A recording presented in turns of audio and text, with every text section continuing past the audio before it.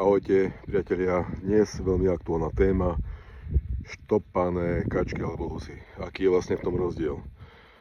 Medzi štopanou kačkou a normálnou neštopanou kačkou z welfarového chovu je ten rozdiel, že je ťažšia, môže to byť aj 1,5 kg, a je pečenie väčšia, povedzme si o nejakých 700 gramov oproti zdravej pečení.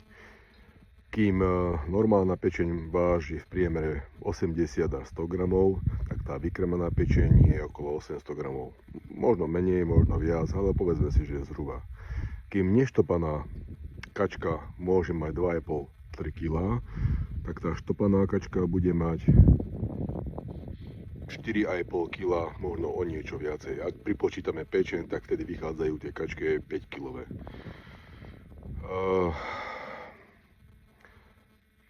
Vyzerá to zhruba tak nejak, že tie štopané zvieratá sa posledných pár dní, ktoré majú životu, krmia na jednom mieste, nejaké bedni na malom priestranstve, majú k dispozícii vodu. Ráno a večer sa im za pomoci takého špeciálneho lievika do hrvoľa vtláča kukurica. Ráno a večer. Ako kde aj 3-krát. Ona sa už prirodzene sama nažrať nevie, má problém s tým, že to musí celé stráviť. Vydržia zhruba 7 dní, ako kde 14 dní. Potom už začnú tie zvieratá padať. To padať znamená, ber to tak, že začínajú zdochýnať. Ich telo to jednoducho nevydrží. 14 dní, 21 dní je také maximum, to už viac nie. Nedá sa to dlhšie robiť. U nás na farme to nerobíme. Preto máme tie kačky ľahké. Volajú sa ľahké. Keď vám niekto predáva ľahkú hus, tak viete, že to je neštopaná hus.